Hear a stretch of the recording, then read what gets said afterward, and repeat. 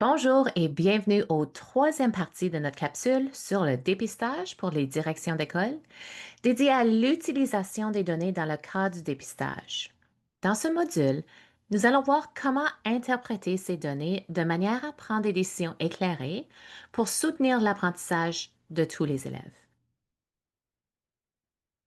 Avant de nous lancer dans les données, commençons par une notion clé, les buts repères. Les buts repères servent de point de référence pour déterminer si un élève est sur la bonne voie ou a besoin d'un soutien supplémentaire. Un but repère, c'est un score simple établi de manière empirique et fondé sur des critères précis. C'est un point de référence basé sur des données solides. Ces scores indiquent le niveau minimal de compétences qu'un élève doit atteindre à un moment donné pour être en voie de réussir l'étape suivante de son apprentissage. Ils servent donc à prédire la réussite future en lecture. Un but repère est défini par trois éléments: une compétence essentielle en lecture, un niveau de compétence attendu, donc le seuil à atteindre, et un moment précis dans l'année scolaire. Ces buts repères permettent de situer les élèves par rapport aux attentes développementales et d'identifier rapidement ceux qui pourraient bénéficier d'un soutien ciblé. Les buts repères sont établis à partir de recherches longitudinales rigoureuses. Concrètement, cela signifie que les chercheurs ont suivi de nombreux élèves sur une longue période pour analyser comment les résultats obtenus à un moment précis permettent de prédire leur rendement en lecture plus tard. En examinant ces trajectoires d'apprentissage, ils ont pu identifier les scores minimaux qui indiquent qu'un élève est en bonne voie pour réussir les prochaines étapes. Ces buts repères ne sont pas basés sur une intuition ou une moyenne arbitraire, mais bien sur des données concrètes et probantes tirées de cohortes d'élèves suivis dans le temps. Dans Acadian's Reading français, il existe deux ensembles de buts repères. Le choix entre les deux dépend des objectifs de lecture visés. Pour les élèves dont la langue dominante est le français, l'objectif est de devenir des lecteurs compétents en français. L'enseignement de la lecture se fait en français presque uniquement. On utilise alors les buts repères pour le français langue première. Ces buts repères devraient être utilisés pour tous les élèves dans les écoles francophones afin d'assurer une attente commune et équitable pour tous.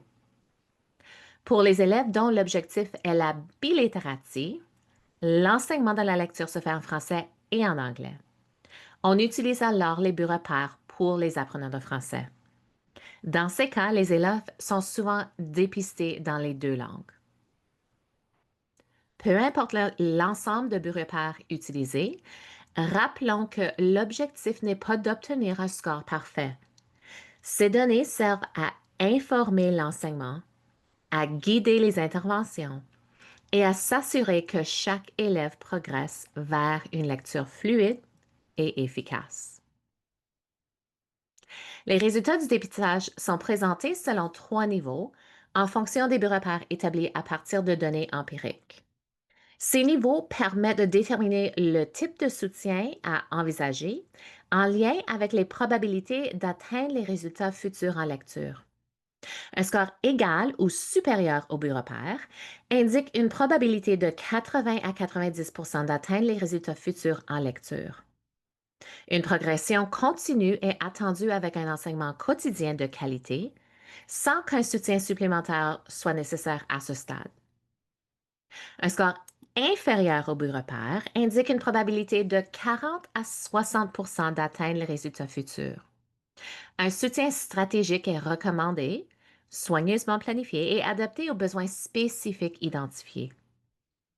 Un score bien inférieur au but repère reflète une probabilité de seulement 10 à 20 d'atteindre les résultats futurs en lecture sans soutien. Un soutien pédagogique intensif est généralement requis pour combler les écarts et favoriser l'atteinte des prochains buts repères. L'objectif de ce niveau, ce n'est pas de classer, mais de guider les décisions pédagogiques et orienter l'enseignement pour soutenir une progression en lecture pour tous les élèves. Le score composite est une estimation globale des compétences en lecture et il regroupe plusieurs scores clés selon le niveau scolaire et le moment de l'année, pour offrir un portrait plus complet que ne le ferait une seule épreuve. Ce score est fiable et prédictif car il tient compte de plusieurs domaines de la lecture et chaque épreuve est pondérée pour assurer un équilibre. Alors, comment pouvons-nous utiliser les données? Le dépistage ne se limite pas à identifier où en est un élève. Il fournit des données qui permettent de prendre des décisions pédagogiques éclairées. Ces données aident à déterminer quoi enseigner et comment l'enseigner, ce qui est au cœur de l'approche en littératie structurée. Ce que les résultats de dépistage nous montrent, ce n'est pas seulement l'acquisition des apprentissages des élèves, mais aussi une occasion de réfléchir collectivement à l'enseignement et au soutien disponible dans l'école. Ce regard ne vise pas à juger, mais plutôt à orienter les prochaines étapes. Comment mieux accompagner les élèves? Comment renforcer les pratiques pédagogiques? Et où investir dans le développement professionnel et dans les ressources? Acadians Reading français permet au personnel enseignant d'identifier les élèves à risque et d'intervenir suffisamment tôt. Le suivi fréquent des progrès avec des formulaires équivalents permet d'apporter des changements en temps réel à l'enseignement et de rattraper les élèves. Le dépistage nous donne les données nécessaires pour ouvrir des conversations plus larges sur les forces et les besoins de l'école et du système dans son ensemble. Ces données ne servent pas uniquement à orienter les interventions individuelles, elles permettent aussi de réfléchir collectivement à l'enseignement offert en classe, à l'échelle du système, de l'école, voire le conseil scolaire. Voici un exemple concret.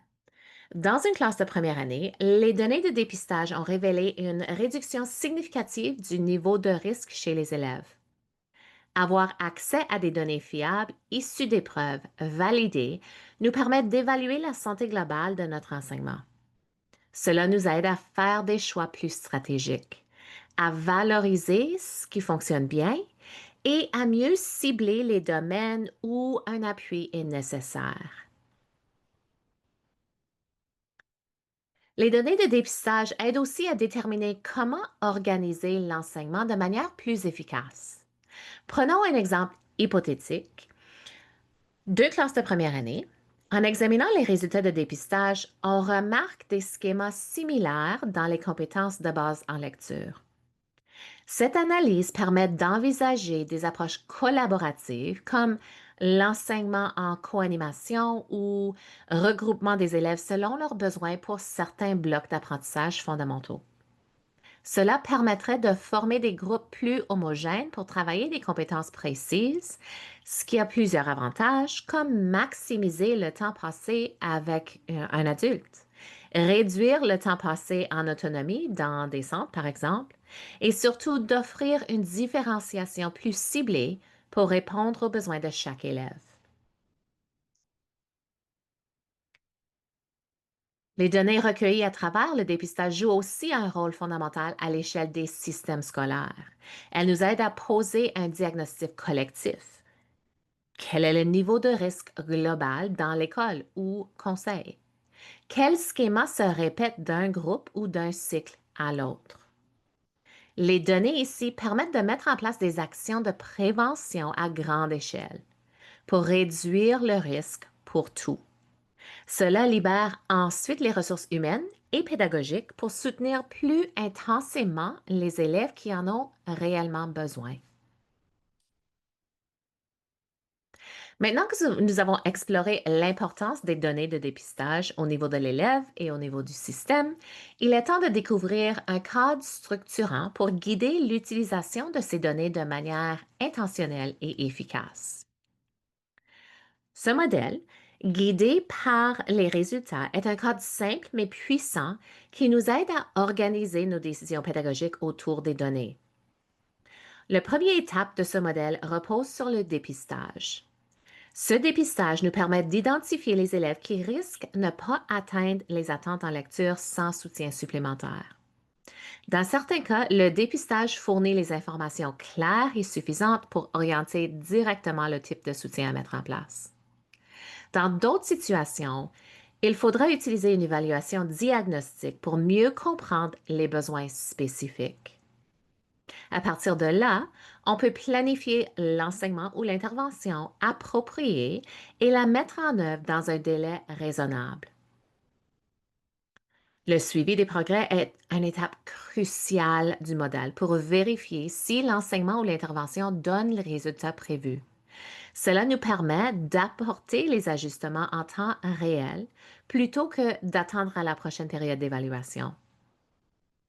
Ce modèle nous invite donc à entrer dans une dynamique continue, identifier, comprendre, agir, ajuster, toujours dans le but d'assurer les meilleurs résultats pour tous les élèves.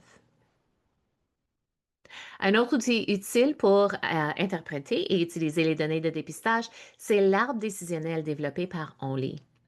L'arbre décisionnel aide à organiser les données de manière logique pour appuyer une prise de décision efficace, centrée sur le besoin le plus pressant ciblé pour chaque élève. Alors, comment l'utiliser? Pour les élèves plus âgés, il faut commencer par le haut de l'arbre et descendre afin d'identifier la compétence qui constitue la plus grande barrière actuelle en lecture. Pour les élèves en apprentissage initial de la lecture, on fait l'inverse. On commence par le bas de l'arbre pour repérer la prochaine compétence à enseigner. Et comme toujours, il est essentiel de se rappeler que l'enseignement et les interventions doivent être directement alignés avec les attentes du programme cadre de français. Les deux prochaines diapos présentent des ressources importantes pour approfondir la compréhension du dépistage, de l'analyse des données et des étapes pédagogiques qui en découlent.